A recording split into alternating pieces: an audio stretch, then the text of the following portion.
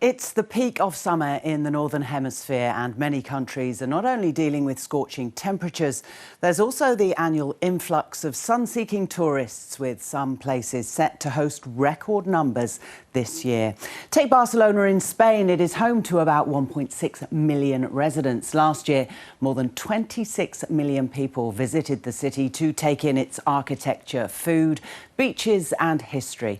While tourism accounts for 15% of Barcelona's economy, the sheer number of visitors has contributed to a housing crisis in many instances. Residents have been priced out to make way for short-term rentals. Here in recent years, it has been a disaster, since they put the tourist apartments without asking the neighbours and without the administrator of the property telling us anything. Then the tourists moved in, and as time has gone by, it has been getting worse. We have seen everything. The impact is seen in residential real estate prices, which have risen by an average of 38% in the past decade. And in that time, rents have jumped by 68%. Now the City Council is responding, announcing plans to shut down all holiday apartments by 2028.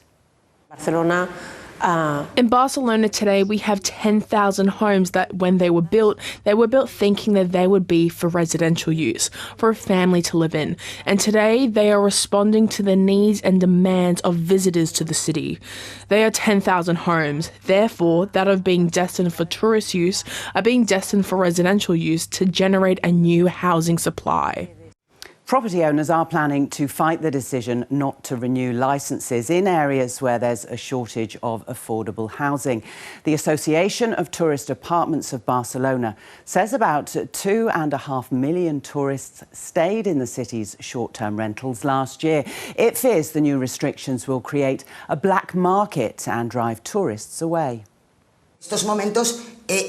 At the moment, they are registered under a public registry in which 10,000 tourist homes are listed. In essence, it represents almost 40% of available accommodation in the city. Therefore, if these 10,000 apartments are eliminated, the city will have a major problem with vacancies, especially to accommodate certain types of events and occasions that require many rooms. There have been some ugly scenes in Barcelona and other Spanish hotspots where a wave of anti-tourism protests have taken place.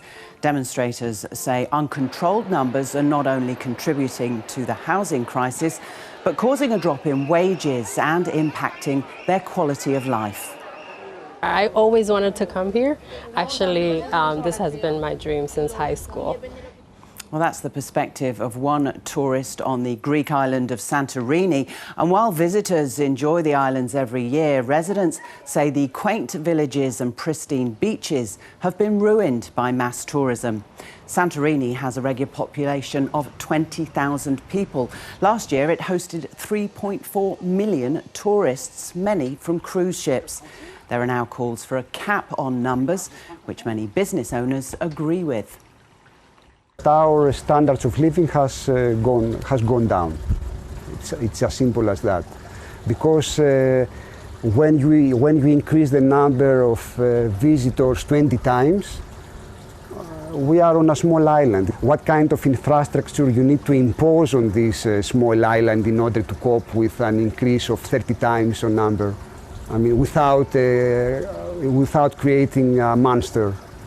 Across Greece, tourism revenues jumped 16% in the first 5 months of the year. Some operators believe if facilities improve, places like Santorini could welcome even more people in the future. Everything is possible. If the state builds infrastructure, this number can increase. The question is, in this country, do we want money or not? Do we want to have work and revenues or not? Because you cannot have both your peace and quiet and to make money too. Meanwhile, in Italy, Venice is taking further steps to reduce the impact of mass tourism. The lagoon city is introducing limits on the size of tourist groups. They'll be restricted to 25 people, and guides will be banned from using loudspeakers. The measure follows April's introduction of a fee for day trippers during peak periods.